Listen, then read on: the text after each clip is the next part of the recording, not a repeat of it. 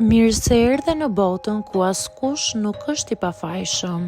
Sekrete shqiptare, vendi ku rrëfimet më të thella, më të ndaluara dhe më të pathëna të shqiptarëve marrin zë. Na bëni subscribe për histori të ndryshme.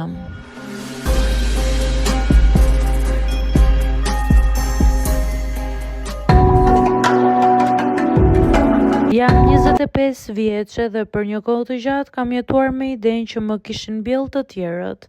Kënaqësia matet me krahasime, me përmasa, me histori që tregohen me zë të lartë mes shoqesh. Edhe unë kam qeshur me ato biseda. Kam tundur kokën sigur e dija çfarë kishte më shumë rëndësi.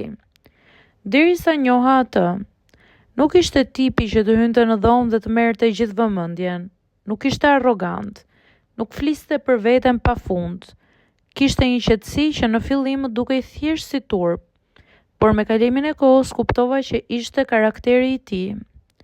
Kur u afruam për herë të parë, e ndjeva pasigurinë që ai kishte. Ishte e lehtë por e pranishme, si dikush që ka mësuar të pres gjykim. Dhe po, e vura re që fizikisht nuk ishte si disa burra të tjerë me të cilët kisha qenë. Për një moment, mendja ime bëri atë që gjithmonë ne bëjmë, krahasimin. Por ai që ndodhi më pas më bëri të harroj çdo krahasim. Ai nuk ishte i nxituar, nuk kishte energjinë e provimit apo të performancës.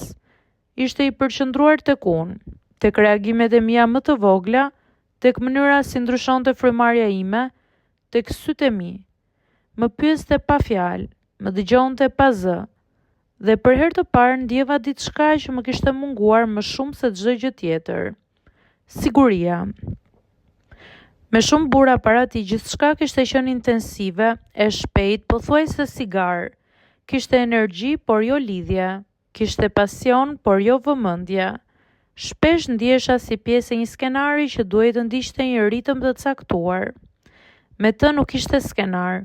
Ai merrte kohën e vet, nuk e trajtonte intimitetin si arritje personale.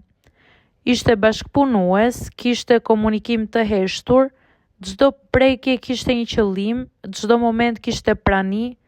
E kuptova që ndoshta pikërisht sepse nuk kishte atë avantazh fizik që shoqëria e egzageron, ai kishte mësuar të ishte i vëmendshëm, të kuptonte trupin e një gruaje, jo ta pushtonte atë. Të krijonte ritëm dhe jo ta impononte.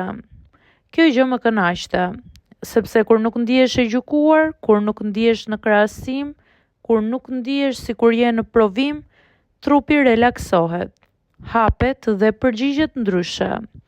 Me të kënaqësia nuk ishte vetëm fizike, ishte emocionale, ishte ndjenja që dikush po të shes si person, jo si sfidë. Nuk ka nevojë për të dëshmuar asgjë. Më kujtohet një moment kur më pa drejt në sy dhe buzëqeshi lehtë, sikur të më thoshte pa fjalë, jam këtu. Dhe ajo prani, ajo qetësi ishte më fuqishme se çdo gjë tjetër që kisha përjetuar më parë.